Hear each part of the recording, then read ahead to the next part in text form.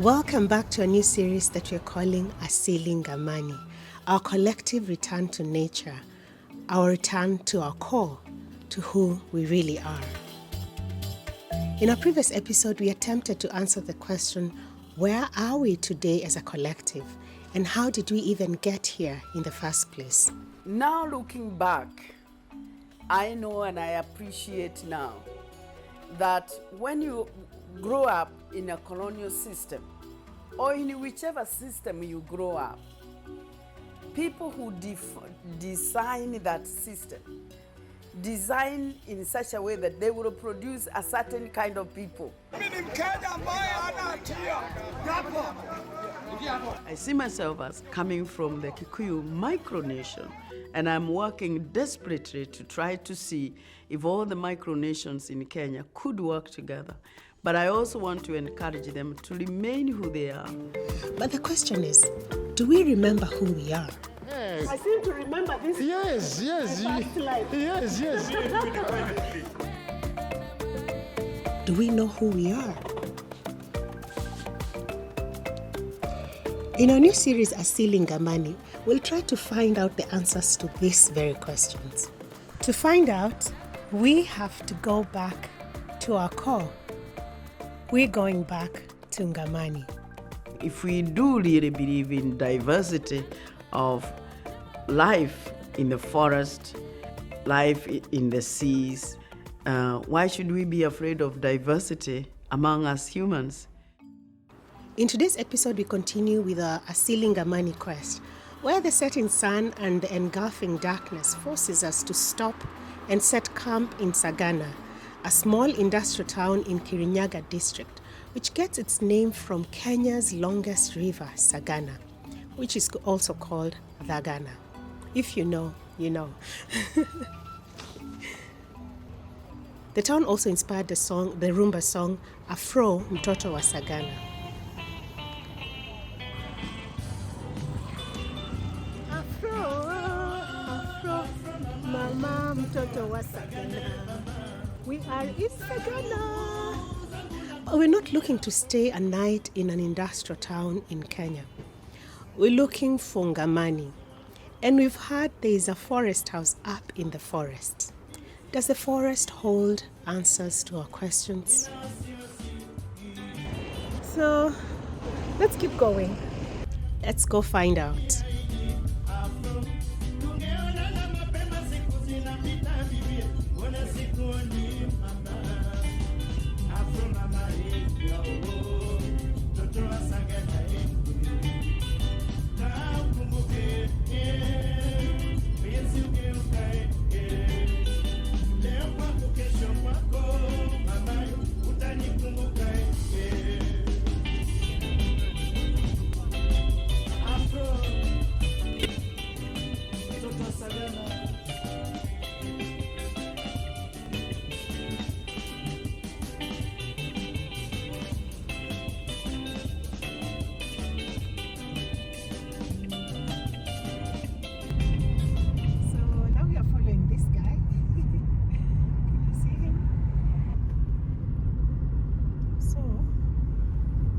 Someone to give us the way. We're following this guy, and he said this load is best.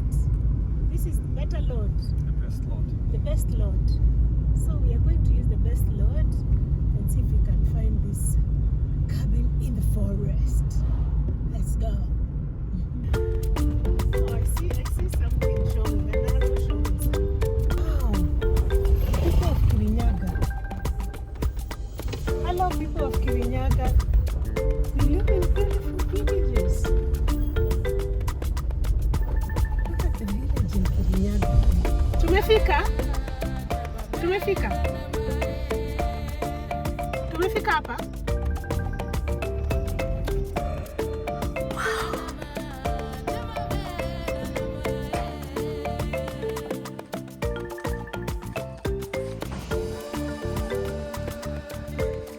Oh, these mangoes here. There's mangoes, it's a real food forest. And there's papayas. And this is our cabin. And yeah. Makes us noise there. is making noise here. There's a nice place to sit here. It's really beautiful. It's just nice to sit here, and then you can, I think we're gonna come out here and just look at the skies. It's a really, I think this is a real Kikuyu inspired home, because the Kikuyus build their homes with wood. They build cabins. And so let's go inside and see. Wow. And you see the nice curtains. Beautiful. Nice. See you in the morning as we make our way to Nanyuki. We've just made a stop over here because we were caught on the way by darkness. The dark caught us on the way. And so we thought, let's make a stop. Good night.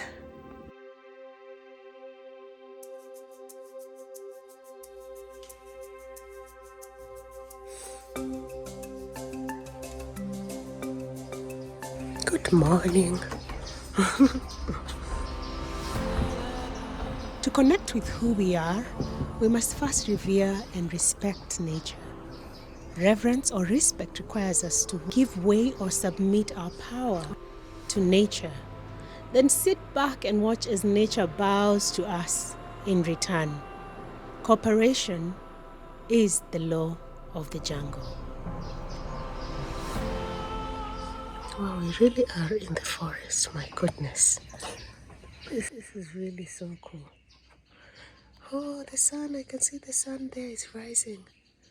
Then, and only then, can we really tune into who we really are. And here is a mango tree. We are nature. We're part of the cosmos. Wow, it feels so nice to step with the... You know, the problem with mango trees is that the black mambas really love the mango trees. Yeah, they're not yet ripe, but we also eat mangoes that are not ripe.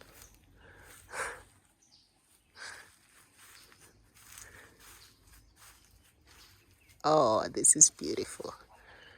This is so beautiful.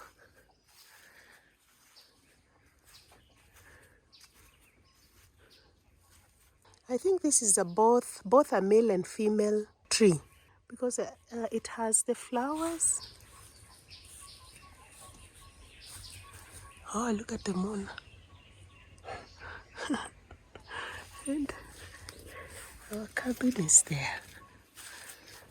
That's our cabin. And you know, in Kenya now it's summertime. So we just at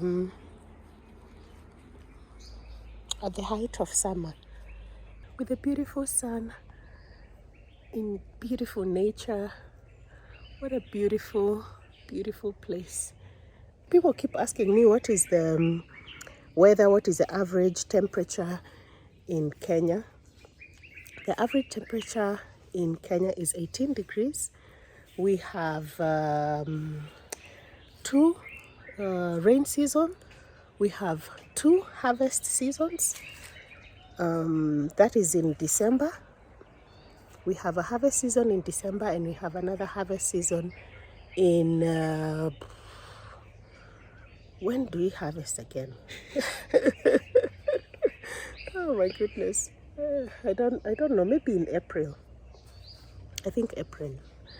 And then we have our 4 seasons are not very throughout the year, they are not very distinct. So when we come from spring into summer, into winter, into fall and into winter, they are not quite, especially fall and we don't really, it's not quite stuck. It's not quite, it's called what? It's not dramatic, but we have our seasons of the day. You know, the day is like the year, as I learned. Maybe you already know that. So the day is like a year, and our day is like, the seasons of the day are very distinct here at the equator, here near the equator. And that means that we have spring right now. It's spring, it's in the morning, it's really nice. And of course, the feeling of the morning is a feeling of spring, and it's very distinct. If you're not careful, sometimes in the cold season it can be very cold, and you can get sick from just feeling cold. And then we have in the noontime from around 11 o'clock, then it's really hot. That's our summer. And then we will go into fall with the nice, beautiful colors during the sunset. And then we have the winter at night.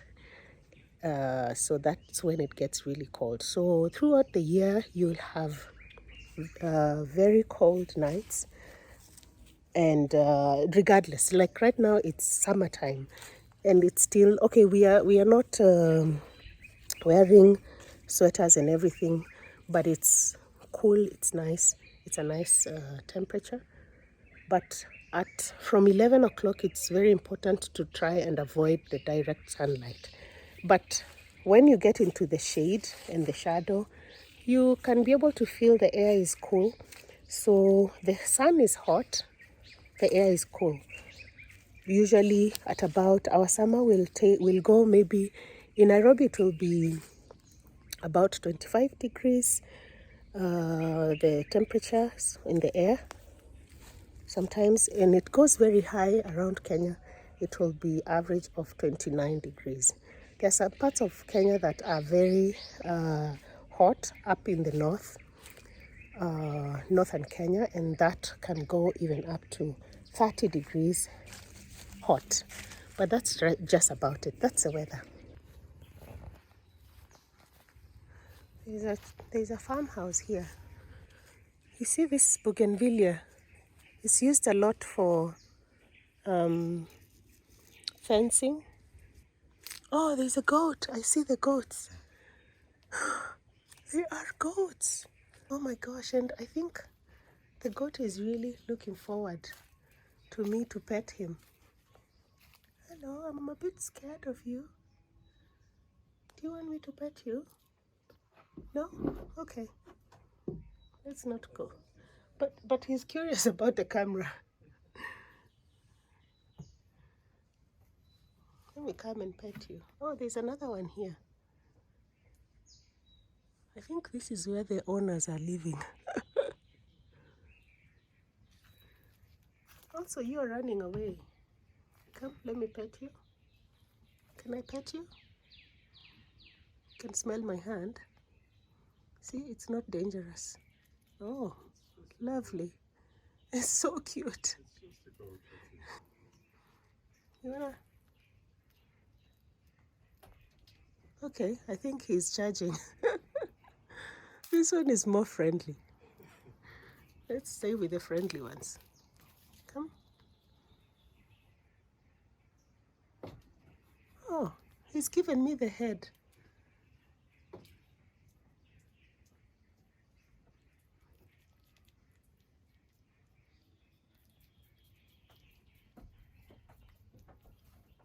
And this other one is coming closer. Oh, I can feel your teeth now. Why are my hands so... Are they salty? I think my hands are a bit salty. My skin is too salty. Come, and I want to pet your head like this. Yes. He's given me the head to pet. Okay. I'm going to have to say bye to you, lovely friends.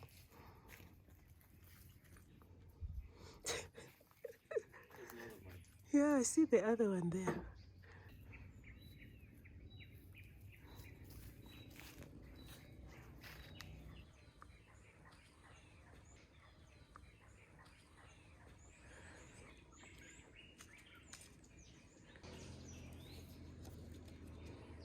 This is in the family of Saiso, I believe. The landscaping is beautiful. I have to say that I'm not quite sure, but I don't think these trees are indigenous. They're not, because usually the trees will grow out more spread out than going up. Something like this. This is indigenous. And this could grow really high, but you can also choose to keep it this short. And I think this mango tree is not older than 3 years. Yeah. So the tree can actually really grow. You see, it's quite young because the trunk is very thin. Can we call this the trunk? This is a, I don't know, we call it what? It's very young. And you know, my ladies and gentlemen, I think if you really listen to the trees, I know if you listen to the trees, you will hear them speak.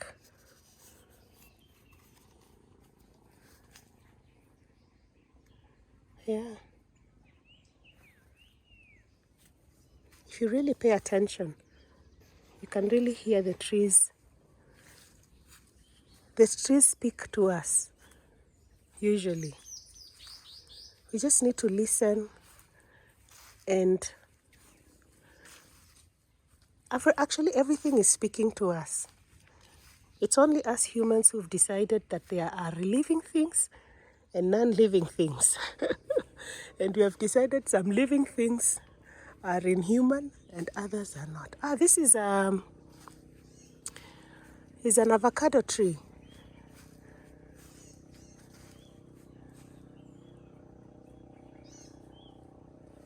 Oh, they have the decorations of beehives here. Do you see?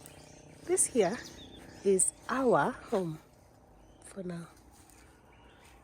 So I think I would say these trees are more indigenous. These ones, because usually the trees would more or less spread out like this. The indigenous trees are spreading out more like this. They don't grow like that one. They don't grow straight. The wooden part is only this part. It's very cool. Yeah, I think the communities in Kenya that are living in highlands will use trees or wood to build homes. So I know the Kikuyus build their homes traditionally with wood. Yeah, maybe the Kalenjins as well. The reason why in Kitui we don't build homes with wood is because the ants really eat it. Oh, okay. Yeah, you need to really treat the wood. So a lot of people in Kitui used mud and stone to build. Yeah, this is so much like a traditional Kikuyu home. You know, this one, the way they've done the wood. Most of the time they would do the wood going up and down like this, as opposed to that, although they still have this. They still have the... Yeah, and for anyone who's wondering, we are in Kirinyaga County. Kirinyaga means the Mountain of the Ostrich, which is Mount Kenya. A little history about Mount Kenya. Mount Kenya has always been there.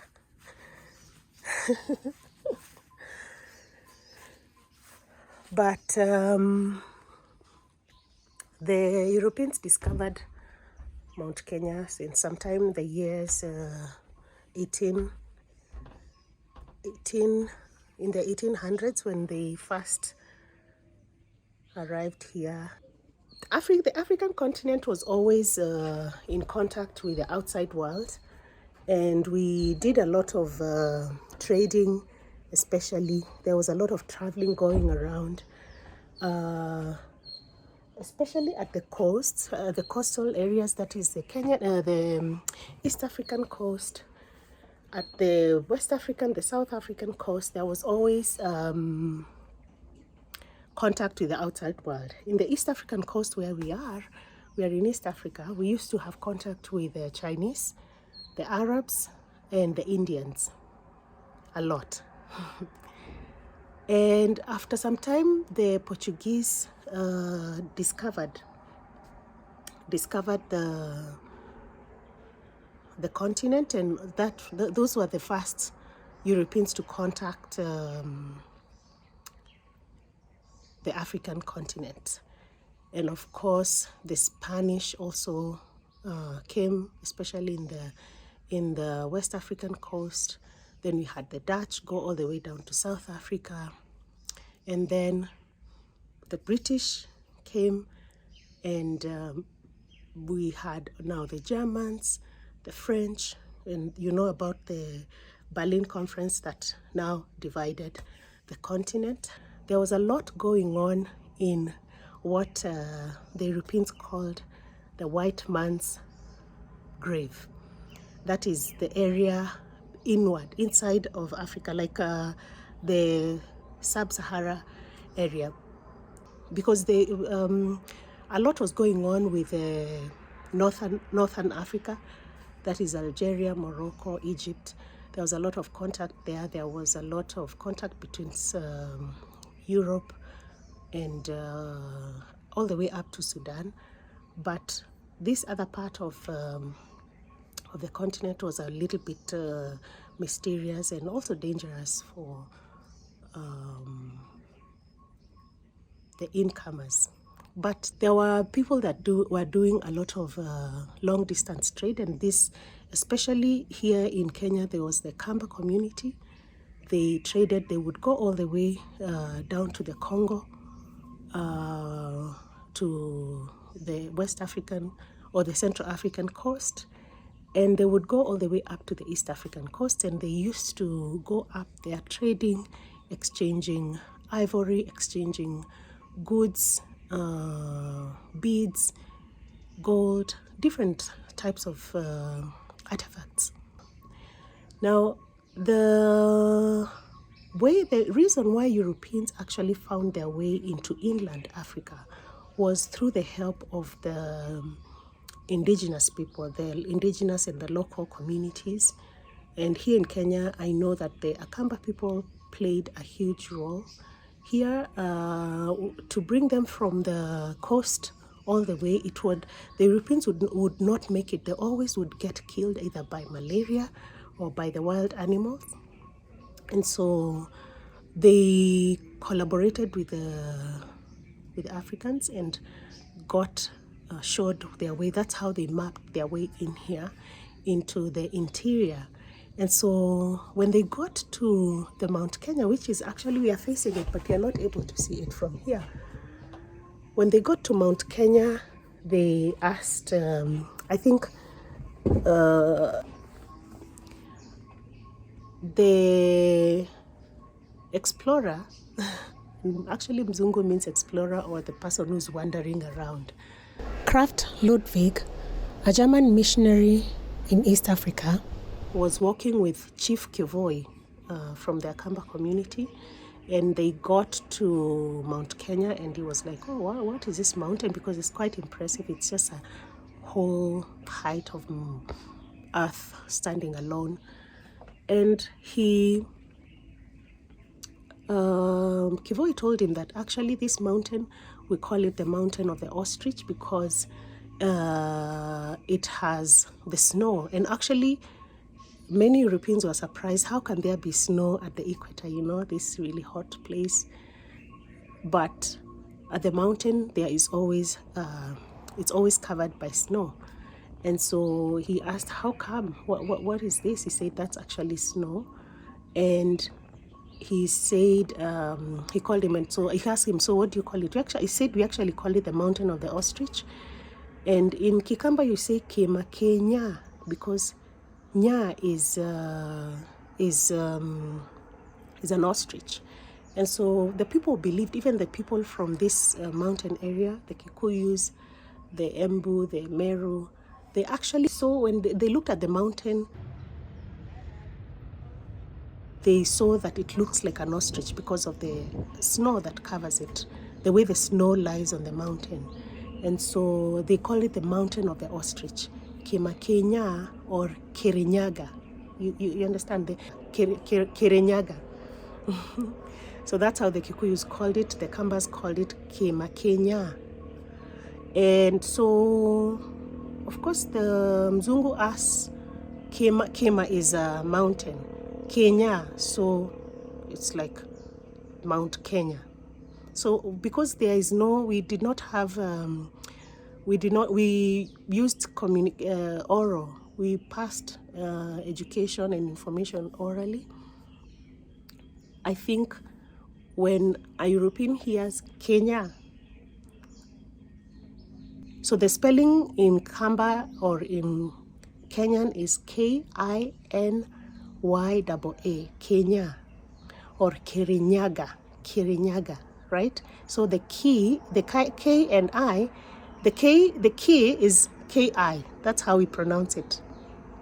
We don't say Kenya.